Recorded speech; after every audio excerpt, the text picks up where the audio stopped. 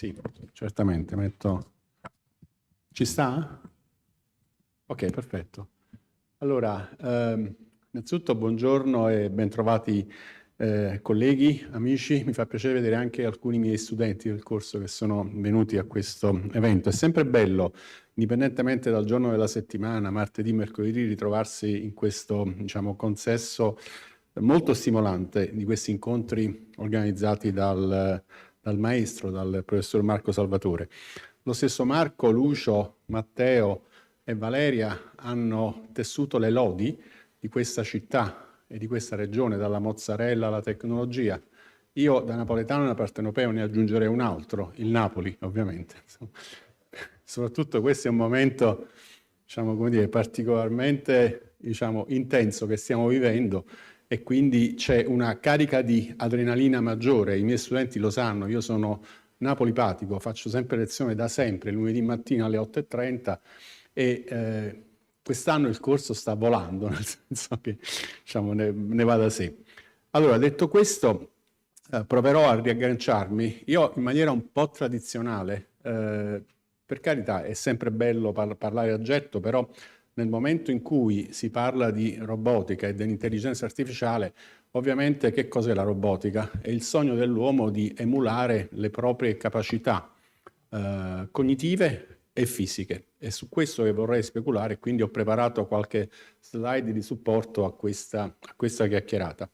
Io insegno robotica dal 90 più o meno alla Federico II nel Dipartimento di Ingegneria Elettrica e Tecnologia dell'Informazione, che tra l'altro è uno dei 5 dipartimenti di Ateneo a essere dipartimento di eccellenza nel programma che ora si va a chiudere, cioè nel quinquennio 2018-2022, e manco a farlo apposta, il progetto che poi è stato finanziato dal Ministero è un progetto che si chiama ICT for Health, di cui io ho curato la parte scientifica. Era qui con noi Giorgio Ventre, il direttore uscente del dipartimento che all'epoca ha, diciamo, confezionato la proposta per il progetto, e ora c'è un bando in corso per il successivo quinquennio e ovviamente diciamo, la speranza è che noi in Federico II riusciamo a competere e a contribuire ad elevare quella che è la percentuale dei dipartimenti universitari di università al meridione rispetto alla grossa fetta dell'80% e più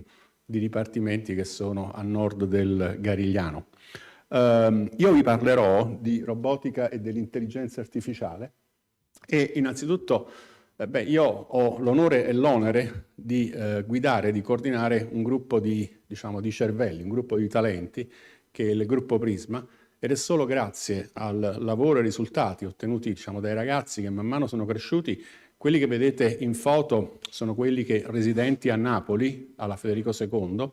In realtà il gruppo poi è esteso e, diciamo, include una popolazione di circa 70-80 ricercatori al sud che vanno dal campus biomedico a Roma fino all'Università della Basilicata a Potenza, che fanno ricerca e innovazione al sud.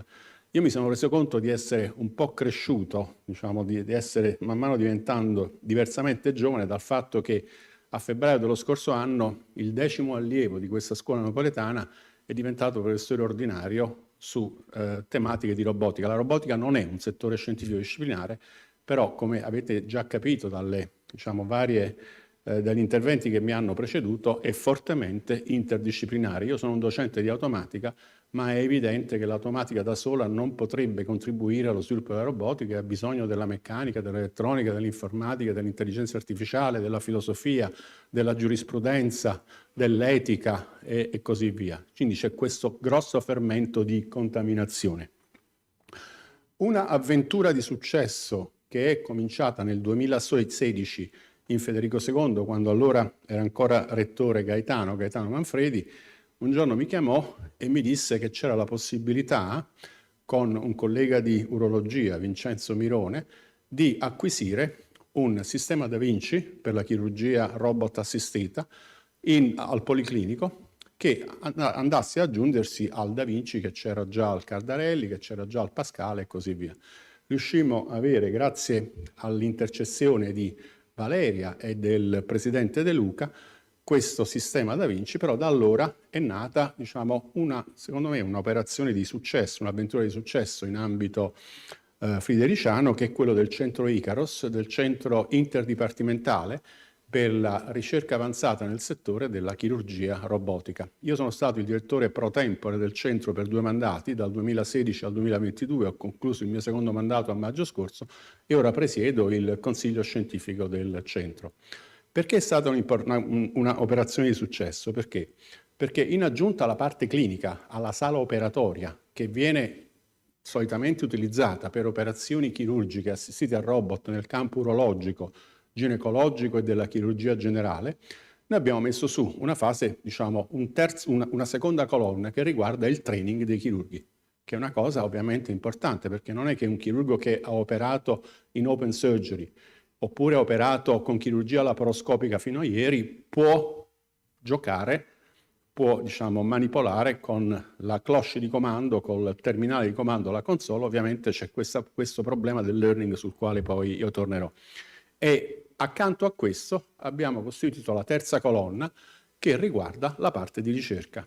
Federico II è entrato in un protocollo sperimentale che all'epoca coinvolgeva 25 laboratori pilota in tutto il mondo, ora ce ne sono 35, per la cosiddetta Da Vinci Research Kit, cioè è una comunità di ricerca che è finanziata dalla Intuitive Surgical, che è la casa madre a Sunnyvale in California, che ha donato un sistema muletto del Da Vinci aperto, quindi questo è il fatto fondamentale, a una serie di laboratori che loro giudicavano di essere, diciamo, di prestigio elevato. È senz'altro vero questo fatto della forte discriminazione tra soggetti che poi attraggono finanziamenti e altri stakeholders che invece, diciamo, fanno fatica a reperirli. Bene, noi siamo stati il terzo laboratorio italiano, ora ce ne sono 5, dopo la Scuola Sant'Anna, l'Università di Verona e la Federico II. Tra l'altro tengo a ricordare, proprio, diciamo, grazie a un'iniziativa promossa dal nostro rettore l'anno scorso, che con Sant'Anna, Verona e Federico II siamo entrati a far parte del primo polo di trasferimento tecnologico nel campo della robotica, RoboIT, con finanziamento della Cassa Deposito e Prestiti e di una società di venture capital che è la Pariter, che sta investendo specificamente in Italia nel settore della robotica e dell'intelligenza artificiale. Io avrò il consiglio scientifico a dicembre presso l'Istituto Italiano di Tecnologia, che è l'hub, e noi insieme a Federico II e a Verona siamo spoke di questo progetto. Bene, ci è stato donato questa piattaforma che per noi è vitale, perché noi su questa piattaforma la possiamo, noi che siamo, diciamo, dei controllisti, quindi ci occupiamo di controlli automatici, la possiamo cannibalizzare. Cosa voglio dire? Possiamo provare delle nuove tecniche di controllo, possiamo sviluppare dei nuovi sensori, vi farò vedere qualcosa di carino più avanti, e quindi possiamo cercare di avanzare lo stato dell'arte e andare oltre quelli che poi, si parlava di brevettazione, Agostino l'ha messo in luce in maniera brillante, non a caso i brevetti della Intuitive sono scaduti nel 2017, dopo 25 anni, e il campo si è aperto. Si è aperto perché ora ci sono diversi stakeholders che stanno investendo in questo settore, ed è un settore molto vivace. Perché? Perché si sta passando dalla scala millimetrica di precisione nella chirurgia a una scala micrometrica, e poi magari quando scorreranno qualche filmato vi farò vedere qualche altra cosa. Questo è stato il centro Icaros. In questi 15 anni, a cavallo tra il 7° programma quadro e l'inizio del 9° programma quadro a livello europeo, quindi parlo di Orizzonte Europa, il nostro gruppo, con una punta di orgoglio tutta partenopea, ha avuto finanziato circa 25 progetti di ricerca su finanziamenti europei. Giusto per dare una cifra sull'acceptance rate, vi dico che la percentuale di accettazione delle proposte di ricerca e progetti europei attualmente è inferiore al 5%. Bene, nell'ambito del 7° programma quadro, il nostro gruppo ha partecipato a 7 call competitive su quelli che sono gli integrated projects, i cosiddetti progetti integrati. Bene, di questi 7 ne abbiamo presi 6 su 7, cioè la statistical, più della statistica al contrario. E l'unica proposta che non passò fu una proposta che ebbe come Evaluation Summary Report uno score di 13 su 15, con cui tipicamente si passa con 13 su 15, ed era nella reserve list di quella tranche di finanziamento. I loghi parlano da soli perché alludono ad applicazioni tradizionali della robotica come in campo industriale, e poi si riesce a percepire qualche logo che magari riguarda il contesto della robotica aerea. Non c'entra con la medicina, però ci sarà un impatto che riguarda non solo il campo della medicina, ma anche un altro campo che è stato, diciamo, fortemente promosso dal professore Salvatore, che è quello per esempio dell'agritech. Perché? Perché c'è la possibilità di avere non solo un occhio volante, come tipicamente sono i droni utilizzati per applicazioni commerciali, dall'ispezione alla fotogrammetria, oppure ai fotografi dei matrimoni, no? Che fanno, diciamo, le riprese cinematografiche con il drone, ma soprattutto avere non solo un occhio volante, ma anche una mano volante. Quindi entriamo nel contesto di quello che poi va a individuare quali sono le sinergie tra la robotica e l'intelligenza artificiale, in cui oltre alla parte cognitiva e alla parte, diciamo, sensoriale, metto anche la parte fisica. Bene, nel campo della robotica aerea noi abbiamo avuto 8 progetti finanziati negli ultimi 11 anni, e vi dico che non c'è, e siamo partiti da scratch, nel senso che non avevamo una tradizione. Certamente in Regione Campania c'è una forte tradizione nel settore dell'ingegneria aerospaziale, però noi non ci eravamo mai occupati degli aspetti aeronautici o degli aspetti del volo di un sistema meccanico. Però, diciamo, siamo bravini, per cui ci siamo applicati, e nel volgere di 10-11 anni siamo diventati il gruppo di ricerca a livello europeo col maggior numero di progetti finanziati nel campo della robotica aerea. Questo grazie anche a delle alleanze scientifiche con partner forti.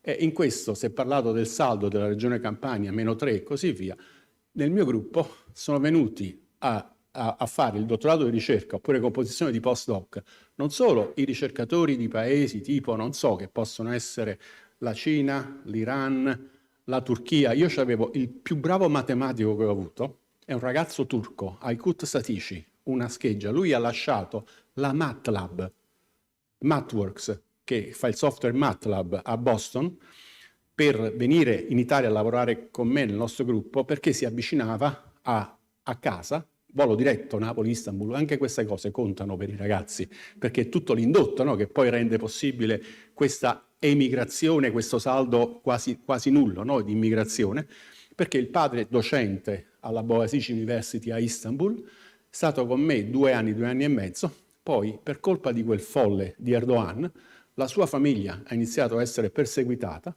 lui ha capito che il suo sogno di diventare accademico in Turchia stava per svanire e se n'è tornato in America. Io l'ho raccomandato nel senso peer della parola, cioè non di raccomandazione, cioè nel senso di lettera di raccomandazione all'MIT, e Rusted Drake mi ha chiamato, mi ha dato un gioiello, un dono, e lo so, è il più bravo che io abbia mai avuto. Lui ora è professore all'università statunitense. L'Europa e la Turchia hanno perso un cervello. Perché vi ho detto questo? Perché nell'ambito di questi progetti sono venuti anche ricercatori dalla Francia, dalla Germania, dalla Svezia, dall'Olanda, dagli Stati Uniti. Ora c'è una storia di successo, c'è una ragazza che si è laureata in ingegneria biomedica, ha fatto il PhD a Imperial College, è attualmente postdoc nel gruppo di Rob Hove, che è uno dei più bravi biorobotici al mondo a Harvard, e mi ha contattato perché vorrebbe tornare a Napoli e fare una carriera accademica a Napoli. Io sto cercando ora di creare i presupposti affinché un prodotto della nostra terra, che è andata fuori a studiare, sono assolutamente d'accordo con quello che ha detto Valeria, ha detto anche a ripresa d'Agostino, per apprezzare questa terra bisogna andare fuori.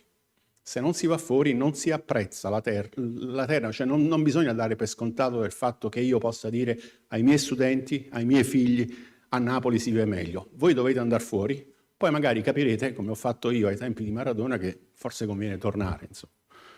Detto questo, vi faccio vedere una breve clip che in 1 minuto e mezzo dà una pillola di quello che noi sviluppiamo a Prisma Lab prima di entrare nel vivo della presentazione.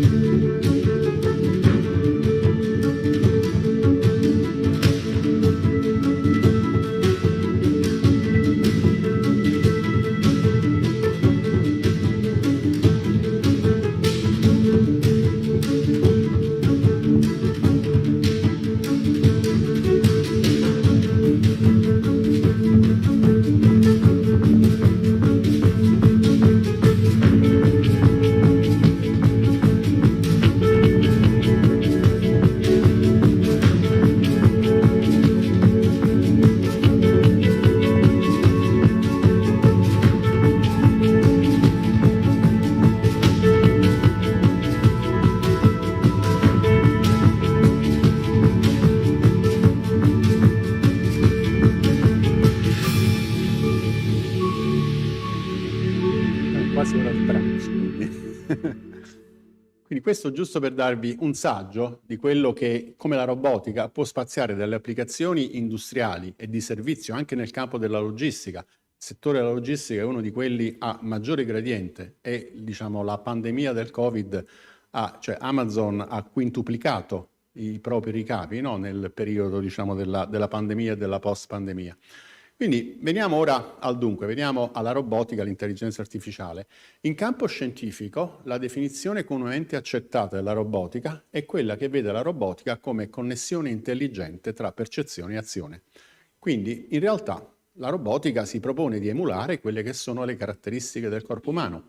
Perché? Perché il nostro comportamento cognitivo, intelligente, si presenta in reazione a degli stimoli. Ho sete, voglio prendere un bicchiere d'acqua, quindi vado a localizzare con la vista il bicchiere d'acqua, poi ci sono dei dati aptici che mi consentono di afferrare il bicchiere d'acqua, poi c'è un impulso che parte dal cervello, quindi un'azione intelligente, che viene implementata grazie a un attuatore e il tutto è coordinato dalla parte di controllo. Quindi questo è il paradigma della robotica.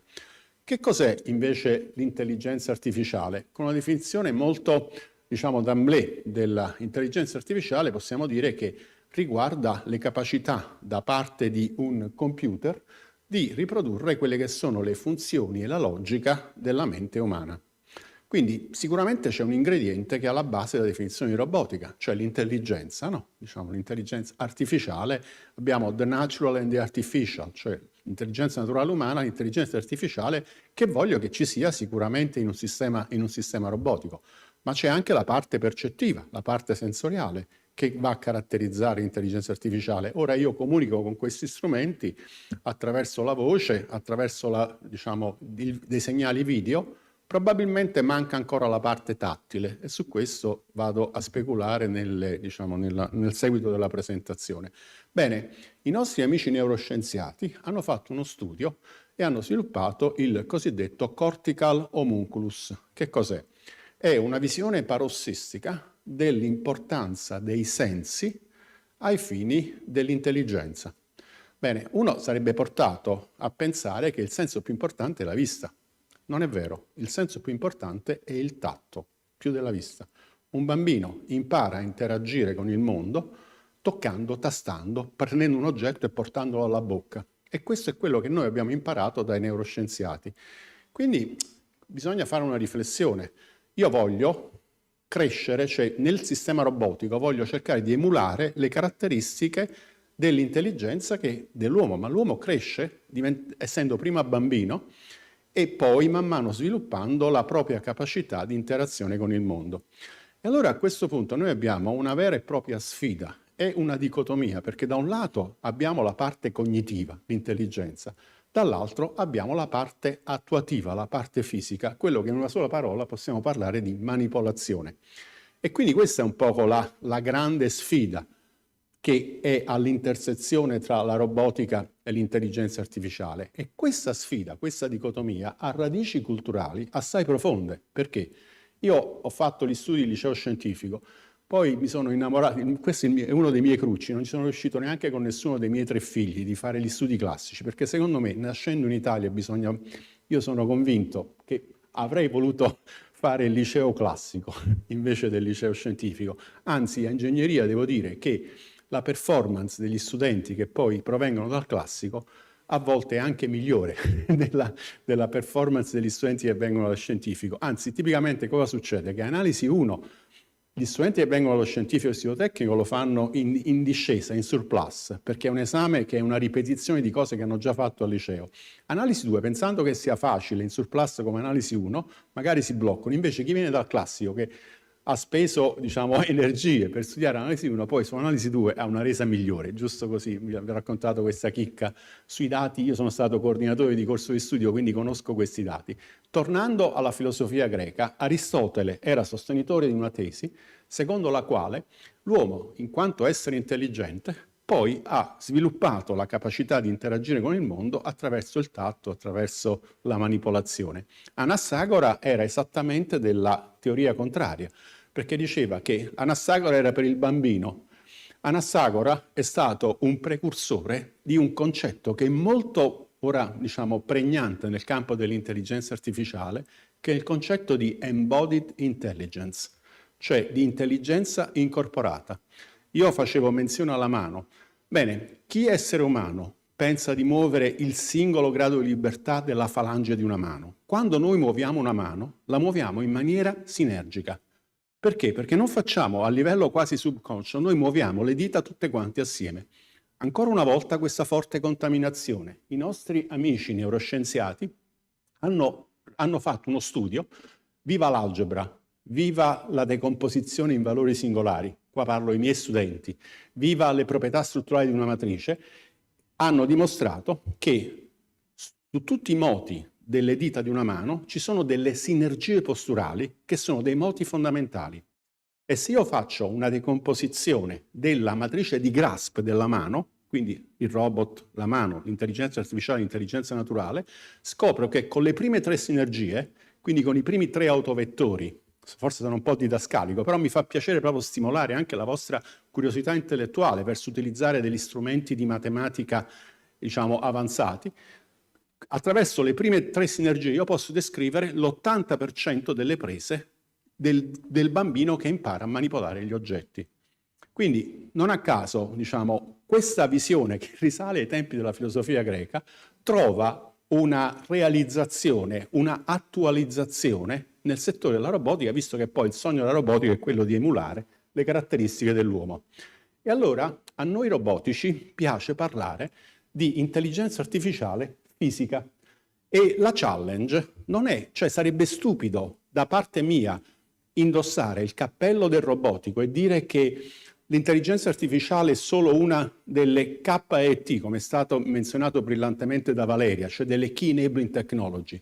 Sarebbe stupido altrettanto che un esperto di intelligenza artificiale guardi alla robotica solo come una delle N applicazioni. Fateci caso, nel momento in cui c'è un articolo sull'intelligenza artificiale che viene pubblicato sui media, il più delle volte l'icona, l'immagine iconica che la rappresenta è un robot, oppure un umanoide. Perché? Ma perché nel momento in cui io parlo di intelligenza artificiale fisica, io cerco di intercettare quella parte comune tra l'intelligenza per la parte cognitiva e percettiva e la parte attuativa, quella che realizza l'animazione, il movimento di un sistema robotico.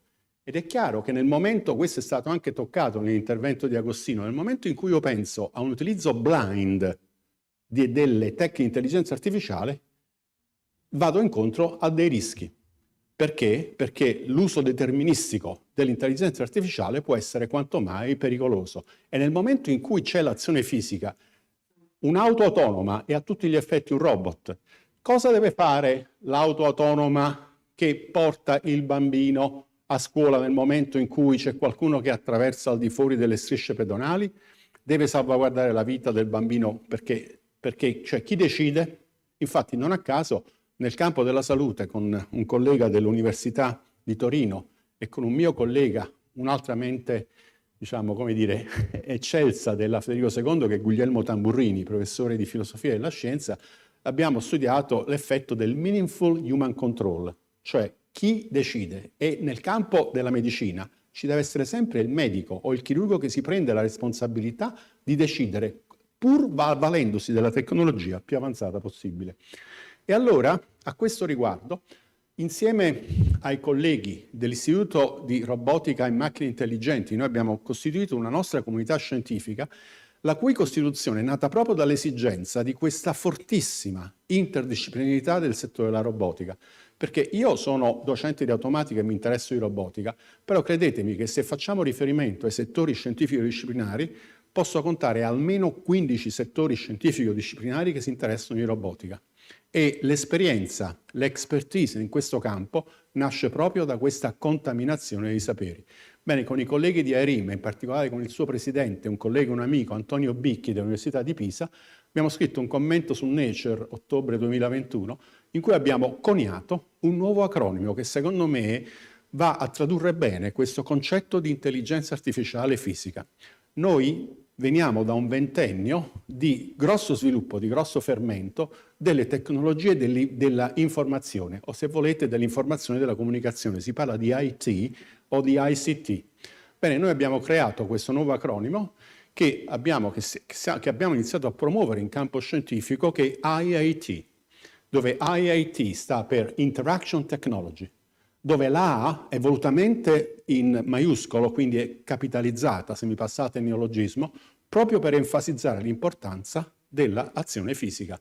E tra l'altro, nella nuova competizione dei dipartimenti di eccellenza, noi abbiamo sottomesso la proposta a ottobre, il nuovo progetto di dipartimento di eccellenza, che speriamo anche con un pizzico di fortuna possa esserci finanziato, è proprio centrato sulle tecnologie dell'interazione, che secondo me è il naturale sviluppo delle tecnologie dell'informazione nel momento in cui io passo dall'intelligenza artificiale puramente cognitiva, dando la dimensione fisica. E allora, cosa ci può venire di vantaggioso dallo sviluppo delle nuove tecnologie? E ne cito solo una, anche se in realtà ce ne sono più di una, e parlo del 5G, cioè della tecnologia wireless. Che cosa può servire la tecnologia wireless nel momento in cui voglio realizzare una macchina intelligente, tipo un robot, che vada a implementare questo concetto dell'intelligenza artificiale fisica? Bene, uno può pensare al 5G solo per questi strumenti. Vado più veloce, è vero, vado più veloce. Però che cosa ha ostacolato la diffusione degli strumenti, come dire, digitali? Si parla di gemello digitale, vengo un attimo a questo concetto del gemello digitale fra qualche. Che cosa ha ostacolato? Il fatto che nel momento in cui io voglio aggiungere la dimensione fisica a un gemello digitale, c'è il problema dei tempi.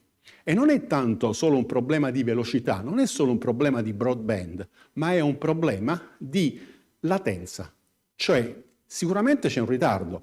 I sistemi robotici che consentono la manipolazione, noi abbiamo attivato una collaborazione recente nell'ambito del nostro dipartimento con Mars Center, che è una società di sviluppo e innovazione in campo aerospaziale fondata da uno dei maestri dell'ingegneria aerospaziale napoletana. Parlo di Marcello Napolitano e di Rodolfo Monti, no? Insomma, che sono due pionieri dell'ingegneria aerospaziale. E tutto ciò che poi vedete, seguite con CIRA, con tutto quello, col DAC, col distretto, diciamo, aerospaziale della Campania, è il frutto di due grossi pionieri dell'ingegneria napoletana. Bene, con Mars Center abbiamo attivato questa collaborazione. Bene, sarà possibile fare esperimenti sulla Stazione Spaziale Internazionale. Ora c'è Astro Samantha Cristoforetti, no? Che sta attualmente, credo, nello spazio in una delle missioni. Però in prospettiva studiare, fare alcuni studi in microgravità è quanto mai significativo. Bene, allora il problema qual è? È quello della costanza, della latenza, del ritardo. Quindi perché la tecnologia 5G servirà a realizzare la parte fisica dell'intelligenza artificiale? Perché darà la possibilità di predire in maniera affidabile il ritardo e con le tecniche di feed forward, con le tecniche di compensazione, sarà possibile compensarlo senza avere gli sbalzi di rete che stanno prevenendo, che hanno di fatto prevenuto l'utilizzo di questa tecnologia. E ora mi lego anche a quello che abbiamo vissuto con la pandemia, con l'esperienza del Covid. E allora è stato menzionato il concetto di gemello digitale, del digital twin, è stato menzionato da Agostino Internet of Things. Che cosa succede nel momento in cui aggiungo la dimensione fisica? Che io ho un gemello digitale, ma anche un gemello fisico, perché io voglio essere in grado di poter remotizzare un'azione fisica. Attualmente, nella chirurgia robotica, il chirurgo opera dietro la console, ma utilizza solo la percezione visiva. Perché una prostatectomia oppure un'isterectomia viene fatta in maniera molto più precisa? Più del 50% di questi interventi al Policlinico della Frigo II sono fatti con la chirurgia robotica. Perché? Perché è molto più precisa, perché il chirurgo ha una visione in alta definizione stereo e quindi un chirurgo, diciamo, schillato, passatemi il neologismo, che sa utilizzare il Da Vinci, fa l'operazione guardando il millimetro e facendo un'operazione in maniera molto più precisa, a vantaggio del paziente che ha un decorso operatorio molto rapido. Ma nel momento in cui il nostro sogno è quello di fornire la percezione tattile al chirurgo, perché? Perché il chirurgo che opera in open surgery o il chirurgo che opera in laparoscopia sente il tessuto, lo tocca o direttamente in open surgery oppure attraverso il laparoscopio. Col Da Vinci la percezione tattile è elaborata dalla nostra mente attraverso le nostre immagini visive. Sicuramente ci sarà il chirurgo più bravo. Qualche anno fa è stato invitato a Napoli a tenere una lectio magistralis, uno dei chirurghi più bravi al mondo, è un italiano, cervello che è andato via da Livorno, Pier Cristoforo Giulianotti, professore di chirurgia robotica a UIC, University of Illinois a Chicago. Bene, lui ha fatto vedere degli interventi di chirurgia sul pancreas. Il pancreas non fa parte delle chirurgie tipiche che possono essere operate con il Da Vinci. Perché? Perché l'accessibilità del pancreas è molto diciamo, ostica, ardua, sono interventi molto lunghi che richiedono una precisione il più delle volte micrometrica, non millimetrica, e la stessa cosa è la chirurgia delle vie biliari, sono degli spaghettini numero 4 della Garofalo, per capirci, le vie biliari che devo suturare per fare un'anastomosi. Bene, questi sono tutti contesti in cui il chirurgo più bravo, quello più skillato, riesce a utilizzare la tecnologia a disposizione in maniera più efficiente. E allora, perché è importante questo concetto del phygital, cioè del gemello digitale e del gemello fisico? Perché noi stiamo vivendo, nell'ambito delle tecnologie dell'interazione, questo passaggio graduale dall'Internet of Things all'Internet of Skills. Cioè, in fondo, things sono dei dati. Cioè, il termine statico mi ha proprio acceso la mente, quello di Agostino. Perché? Perché lui ha detto, in effetti, nel campo dei dati, dell'intelligenza artificiale, noi abbiamo la staticità dei dati. Nel momento in cui io voglio mettere l'azione fisica, l'azione animata, c'ho la skills, cioè l'abilità dell'uomo. Un sarto, oppure un mastro ceramaio, oppure un artigiano, un artista è in grado di creare grazie al fatto che ha delle skills. Certamente avrà a disposizione ora con internet tutti i dati di questo mondo, però noi dobbiamo essere in grado di riprodurre nei robot, nelle macchine intelligenti, le azioni fisiche. E quindi questa, diciamo, è una delle frontiere più intriganti per quanto riguarda una tecnologia abilitante che possa essere in grado di implementare questo concetto di intelligenza artificiale fisica. E allora mi lego anche a quello che è il grosso, diciamo, è il piatto quotidiano delle imprese di successo di Agostino Sibillo, al concetto di cloud, e infatti non a caso si parla di cloud robotics. Le 4 immagini che vedete in questa trasparenza fanno riferimento a quelli che sono i 4 pillars del Work Program della Commissione Europea per quanto riguarda il 9° programma quadro, Orizzonte Europa. Ci sono 4 grosse aree di interesse. Una è quella della factory, che viene reimmaginata, in cui ci sta tutta la parte non solo di manifattura ma anche di logistica, la menzionavo prima. Poi c'è il settore della ispezione e manutenzione, quella che va sotto il nome di non-destructive testing. Vi ho detto che nel filmato che avete visto l'arena di volo, che è nel complesso di San Giovanni. Bene, in quell'arena di volo noi facciamo sistemi di robotica aerea per ispezione e manutenzione che vanno dalle applicazioni industriali, tipo gasdotti, oleodotti, grossi boiler chimici, alle applicazioni civili. Non a caso si è appena conclusa, credo, la prima edizione, Matteo, correggimi se sbaglio, dell'Academy con Autostrade, no? In questo caso noi collaboriamo con Tecnec, la società di sviluppo e innovazione di Autostrade, e collaboriamo con Re Lewis, che è la rete dei laboratori universitari italiani nel campo dell'ingegneria sismica, quindi parlo dell'expertise di Gaetano Manfredi, Edoardo Cosenza, Andrea Prota, no? E così via. Bene, con loro collaboriamo perché pensate alla tragedia del Ponte Morandi, che è collassato anche per mancanza di ispezione e manutenzione sistematica periodica. Perché non poterla fare con i droni? Quindi, nel caso del no-destructive testing, questo è il secondo pillar più importante della robotica, dell'intelligenza artificiale fisica. Non a caso, a livello del Work Program, ora nel 9° programma quadro, sono state, riunite le 3 comunità scientifiche a livello europeo. Federico II è uno dei soci fondatori dell'Associazione di Robotica Europea, dei 34 soci fondatori dell'Associazione di Robotica Europea, Eurobotics, che si è fusa con l'Associazione di AI e con l'Associazione dei Data, cioè quindi dei Big Data, e ora c'è ADRA, che sta per AI, Data and Robotics Association. E tutto ciò che è la ricerca comunitaria va su questi 3 campi, AI, data e robotics. Quindi, tornando ai 4 pillars di questo nuovo contesto scientifico, abbiamo la factory, riimmaginata, l'autonomia nel non-destructive testing, poi c'è la parte di agritech, cioè la parte di robots on the field, in cui la parte agritech gioca il ruolo fondamentale. Last but not least, il concetto della healthcare, cioè la robotica. Io ora fondamentalmente ho incentrato la mia presentazione sulla parte chirurgica, però giusto una piccola pillola anche sulla parte riabilitativa è un contesto altrettanto importante. Peraltro proprio sulla parte riabilitativa parte ora il 1° dicembre uno dei grossi progetti finanziati dal PNRR, e parlo del progetto Fit for MedRob, che è coordinato dal CNR e vede come partner che è l'Hub, e Federico II è uno degli spoke. È un progetto che sarà finanziato per 123 milioni complessivi, di cui 35-36 milioni verranno a Federico II, è il partner col budget più grosso dopo il CNR, ed è un progetto che è proprio pensato per la parte riabilitativa. Perché la parte riabilitativa è altrettanto importante?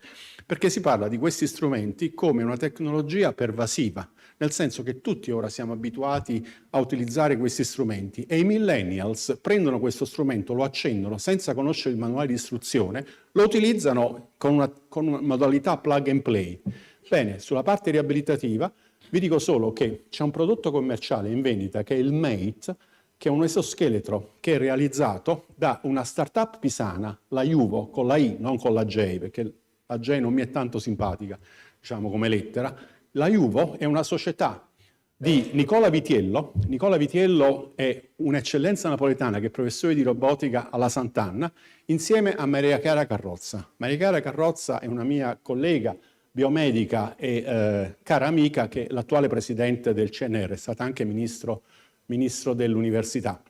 Bene, Juvo è stata venduta a Comau, che è il leader in Italia per la robotica, e a Ossur. Ossur è il leader mondiale con sede a Reykjavik in Islanda per quanto riguarda la parte protesica e ortotica.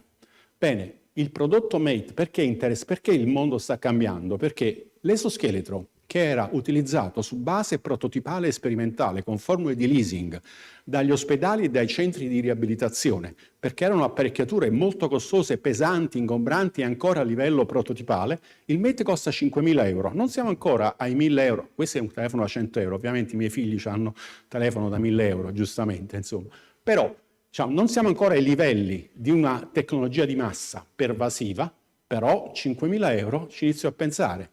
Perché? Perché l'esoscheletro può consentire a una persona stanca, affaticata, quindi nella fascia di mezzo. Attualmente la robotica è già realtà commerciale su 3 fasce di popolazione: i bambini, gli anziani e le persone che hanno bisogno di assistenza neurocognitiva oppure neuroriabilitativa come fatto fisico.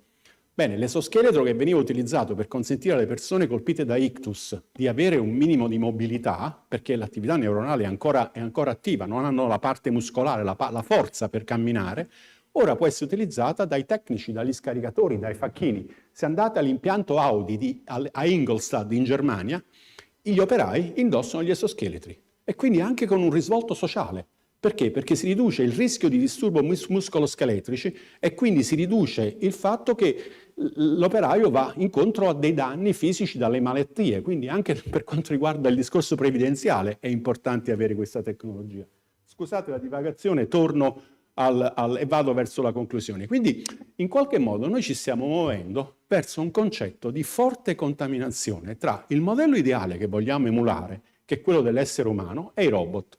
E a dispetto di quello che è il seminato delle leggi fondamentali della robotica dovute a Asimov, cioè il fatto che un robot non può dare, cioè che il robot, l'etimologia del termine stesso robot, come conoscono i miei studenti, deriva dallo slavo robota, che significa lavoro esecutivo, lavoro subordinato. E infatti ho apprezzato che Agostino ha detto robot e non robot, come si continua ad ascoltare nei media, anche nei media nazionali, molte volte robot, perché noi poi, robot sembra quasi che il napoletano, perché noi diciamo piazza Cavour e non diciamo piazza Cavour, no? Insomma, noi siamo bravissimi, insomma, quindi robot sembra quasi una storpiatura pari a quelle che noi siamo abituati normalmente a fare, nella nostra diciamo, come dire, napoletanità.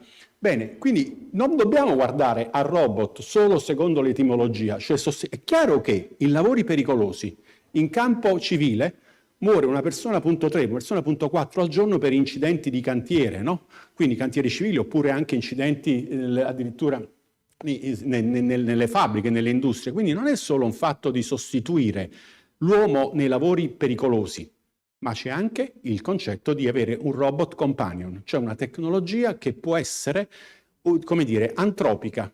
Cosa voglio dire antropica? Cioè che può essere utilizzata dall'essere umano come un assistente, così come il chirurgo utilizza il sistema Da Vinci per fare delle operazioni più precise, però c'era sempre il chirurgo più bravo. È come mettere la macchina di Formula 1 che la guida un pilota di Formula 1 oppure la guida uno di noi. È chiaro che ci sta quello più bravo per la tecnologia, però si eleva l'asticella. E quindi troveremo dei robot che, piuttosto che sostituire il lavoro umano in tutti quei contesti pericolosi, andranno a, come dire, a migliorare la qualità del lavoro e la qualità della vita, piuttosto che rimpiazzarli nelle nostre case, negli ospedali, nelle fabbriche, nelle fattorie e anche lungo le strade. La prossima settimana sono a Francoforte e a Francoforte c'è il primo tratto di una autostrada europea, ora la stanno connettendo con Basilea, in cui all'inizio, quando costruivano questa cosa, sembrava che costruissero una metropolitana di superficie. Invece era una lane per i truck, per il trasporto, completamente automatizzato, in cui praticamente c'è un tir, c'è sempre una persona a bordo, ovviamente, per un fatto legale, anche perché poi bisogna uscire dall'autostrada e bisogna andare nel centro di distribuzione, no? Però c'è una corsia dedicata, è un po' come la pull lane degli Stati Uniti, che è, diciamo, il carpool, no? Che con la corsia dedicata, che però in questo caso sfrutta il fatto di avere un'autonomia a bordo. La restante parte della presentazione, veramente vi presento 4-5 flash, riguardano alcuni dei progetti in atto che sono delle implementazioni di questi concetti di robotica e intelligenza artificiale nel campo della medicina. Questo è il penultimo dei progetti europei che ci è stato finanziato ed è il progetto Harmony, che è guidato dal Politecnico di Zurigo, e quello è uno degli alleati forti con cui fare proposte. Se si fanno le proposte col Politecnico di Zurigo, col DLR in Germania, con il CNRS francese e alcuni altri partner, in genere si vince. Quindi ormai siamo entrati, diciamo, siamo in Champions, ecco, in tutti gli effetti, anche nel campo della robotica, insomma. Per cui questo è il progetto Harmony e c'è un robot mobile, questo è un robot commerciale, si chiama Tiago, ed è realizzato da un'azienda a Barcellona, Par Robotics, che praticamente è un robot manipolatore con base mobile. Questo è il laboratorio di robotica medica che abbiamo su al Policlinico, ed è impegnato in una serie di operazioni sia di cooperazione, quindi di condivisione degli spazi, quindi un'applicazione antropica a tutti gli effetti, sia delle applicazioni di teleoperazione, per esempio utilizzando la realtà virtuale. E questo è un progetto di logistica per gli ospedali, in cui il robot viene utilizzato o per trasferire dei campioni biologici per essere esaminati, oppure anche per la distribuzione dei pasti e così via. Quindi è un'applicazione. E uno dei partner industriali dietro, e tengo a sottolinearlo, è ABB. ABB insieme a KUKA è il più grosso costruttore di robot a livello europeo. Okay? Ancora, c'è un altro progetto che è il progetto Musha, un progetto che è stato sviluppato da una mia ricercatrice dell'epoca, che ora è professore associato, Fanny Ficuscello, in cui, sempre con la possibilità di cannibalizzare i trocar del sistema Da Vinci, l'idea che è venuta a Fanny e a un ricercatore cinese, e hanno brevettato questa idea, perché devo dire che è una cosa buona che ho riscontrato nei giovani, diciamo, del mio team rispetto al loro, diciamo, mentore di qualche anno fa, che io quando ho pensato, ho deciso di fare una carriera accademica, non avevo la mentalità brevettuale, perché per me il massimo risultato era il fatto di pubblicare un articolo nella rivista scientifica più prestigiosa. La mentalità è cambiata. Il mio 10° allievo di scuola, Vincenzo Lippiello, ha fatto impresa, ora c'è una start-up che è stata gemmata da Federico II, che è Neabotics, quindi stanno facendo brevetti e quindi creando le opportunità per poi fare trasferimento tecnologico e fare impresa. E io da loro mentore ovviamente ne sono più che contento. Bene, insieme a questo ricercatore cinese che ha lavorato 2 o 3 anni con noi, l'idea è quella di sfruttare il terminale tipico del trocar del Da Vinci è creare una specie di micromanina a 3 per avere una maggiore destrezza per fare alcune operazioni. Quindi questa è la Musha End che hanno sviluppato e che come tale consentisse attraverso anche un'interfaccia aptica di avere la percezione tattile, che è quella che manca attualmente nei sistemi clinici in uso, cioè quella del Da Vinci. Ancora, c'è un altro progetto che ha portato a sviluppare un tool laparoscopico, quindi questo può essere utilizzato sia in laparoscopia sia come terminale per quanto riguarda il sistema robotico, proprio per risolvere quel problema che è stato menzionato poc'anzi già da Agostino, cioè il problema della sutura. Perché un intervento chirurgico è sicuramente l'abilità del chirurgo, però una fase altrettanto importante è quella della sutura, che è una fase anche abbastanza faticosa e dispendiosa come tempo, che deve essere fatta comunque in maniera accurata.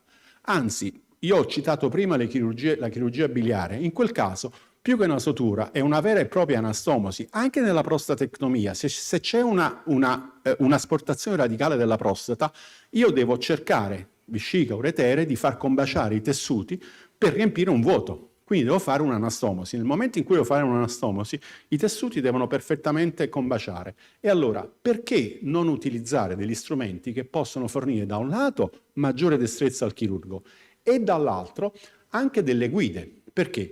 Perché il percorso ottimale che il robot deve fare con un'anastomosi, con una sutura, può essere precalcolato sia sulla base del modello dell'organo, sia sulla base del modello delle informazioni dei sensori. Allora, rimane sempre l'autonomia decisionale del chirurgo, però così come ci sono gli ausili alla guida, che per esempio arrestano l'autovettura nel caso in qualcuno attraversi la strada, oppure così, c'è un ausilio.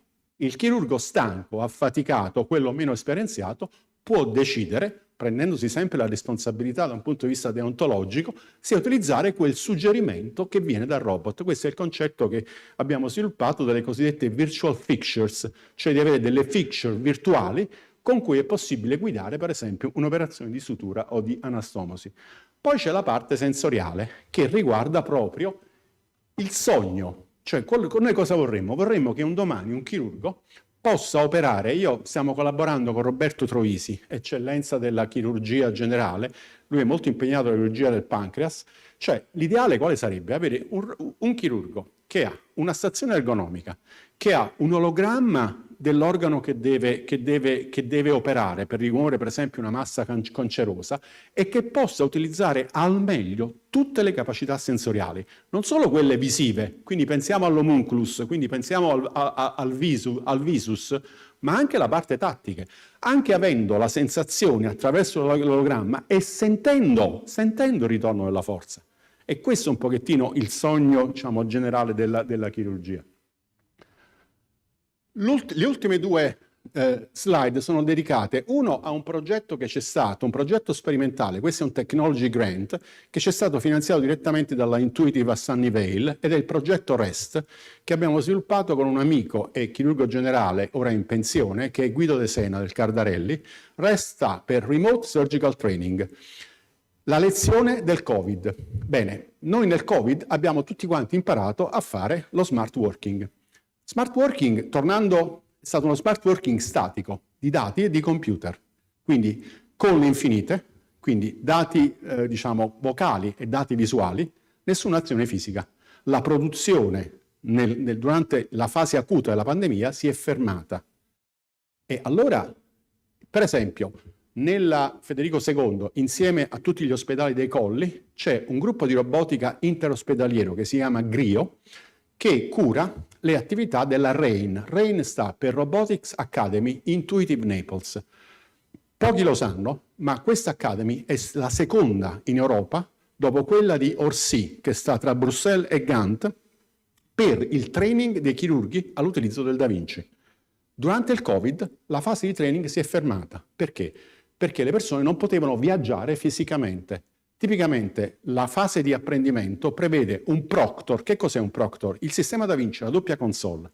Il proctor è il chirurgo esperto che guida il discepolo, diciamo, lo specializzando nel apprendere l'uso del Da Vinci. Dal momento che questa azione fisica non era più possibile perché le persone non potevano viaggiare, In qualche modo tutto si è fermato. Ora, di qui a dire che sarà possibile oggi, domani, avere una operazione chirurgica a distanza di un ospedale in Africa, dico per dire, forse ci passa del tempo. Però la fase di training è molto molto importante. Ora, nella fase di training non c'è il test, come dire, in vivo sul paziente, ma c'è, diciamo, test ex vivo su organi, oppure anche cadaver lab, oppure, diciamo, animal lab, se si vuole fare. Ma è importantissimo la fase di training. E allora, con Guido Sena e con altri colleghi, abbiamo sviluppato questo progetto che sta per Remote Surgical Training. Cosa viene dal 5G? Il fatto di avere un sistema con una latenza costante, cioè con un ritardo che ci sarà sempre. Possiamo avere un sistema più veloce, ma ci sarà sempre il ritardo, e che, essendo, diciamo, latenza costante, può essere facilmente prevedibile e compensabile con un'azione di controllo, cioè c'è un sistema assistito che con la percezione tattile, quindi l'Internet of Skills con la percezione tattile, riesce anche a compensare questo ritardo. E quindi questo è uno dei progetti su cui speriamo poi di creare anche, come dire, tecnologie a seguire. L'ultima cosa che vi faccio vedere è una chicca, è una primizia, perché è una proposta che abbiamo sottomesso l'8 novembre scorso, è una cosa rivoluzionaria. Ora, io so che questo viene ripreso, però magari io poi chiederei al professore Salvatore, che è l'ultima cosa che devo presentare, nel caso in cui chi la sta ascoltando in linea va bene, perché questo, diciamo, c'è il broadcast, però diciamo, c'è una proprietà intellettuale sotto, e riguarda un problema molto sentito, che è quello del cancro colorettale. Io stesso il 19 ottobre scorso ho fatto la mia seconda colonoscopia, perché da buon ingegnere sono razionale, quindi credo nella prevenzione medica.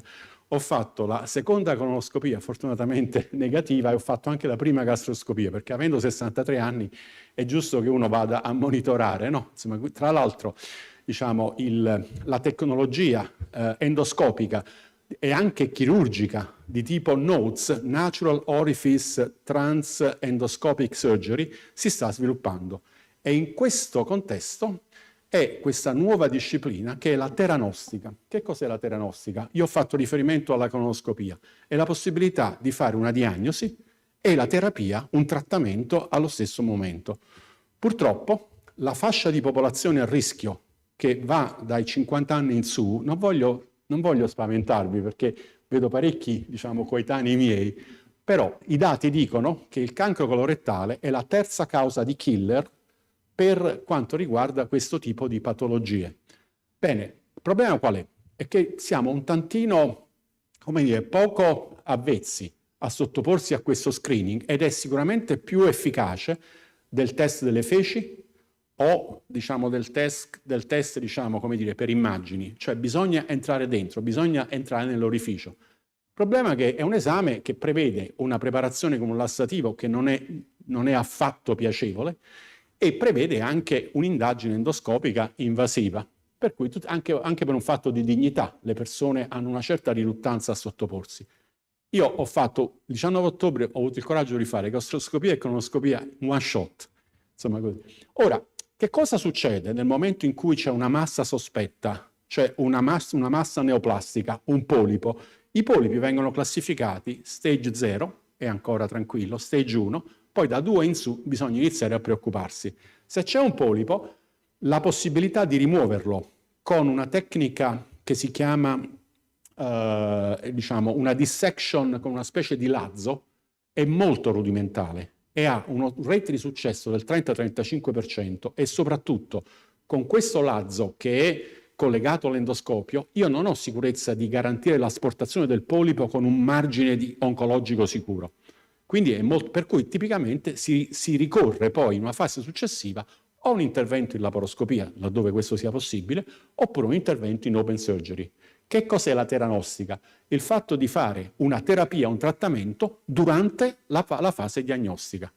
E questo è questo progetto che si chiama Endoteranostics, che abbiamo sottoposto per un Synergy Grant per ERC. Speriamo di prenderlo, perché questa è anche una risottomissione, e questo, insomma, mi farebbe piacere prenderlo sarebbe la ciliegina sulla carriera accademica. A me mancano 7 anni alla pensione, il Synergy dura 6 anni, quindi incrocio le dita e spero di prendere questo progetto. E vi faccio vedere il video, l'animazione del concept che noi vorremmo sviluppare per realizzare questo progetto. Quindi l'idea è quella di sfruttare una tecnologia microrobotica che consenta innanzitutto di creare un condotto utile, perché nonostante il colon venga preparato con i lassativi, pur sempre le immagini all'interno del colon non sono molto nitide e quindi ci vuole sempre il chirurgo bravo, il Giulianotti della situazione, che riesce a riconoscere il polipo e intervenire. Quindi noi vogliamo avere una tecnologia sicura, quindi pensiamo di utilizzare delle immagini di tipo multispettrale che sono su questo condotto che si sviluppa nel colon, e l'idea originale che ci è venuta è creare una specie di condotto pneumatico, un robot a eversione, come si chiama, che sotto aria si gonfia, aderisce alle pareti del colon. Una volta che viene identificato la massa sospetta, poi c'è una capsula robotica con ultrasuoni che fa il marking del sospetto polipo, e in tempo reale, con un microrobot a 2 braccia, uno è il bisturi e l'altro è il grasper che deve rimuovere la massa neoplastica.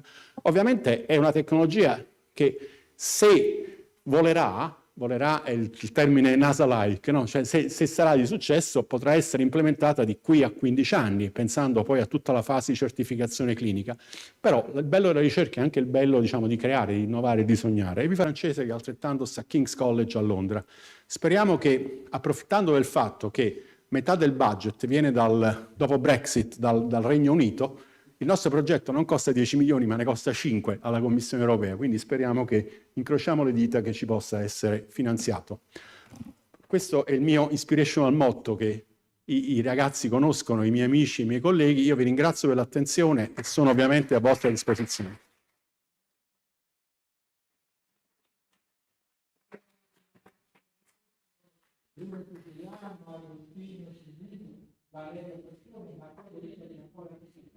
Per tutti gli utenti per essere ancora presenti all'interno delle loro cose. Vi ringrazio molto, non so, ma penso che cominciamo con le domande proprio dei motivi e vi propongo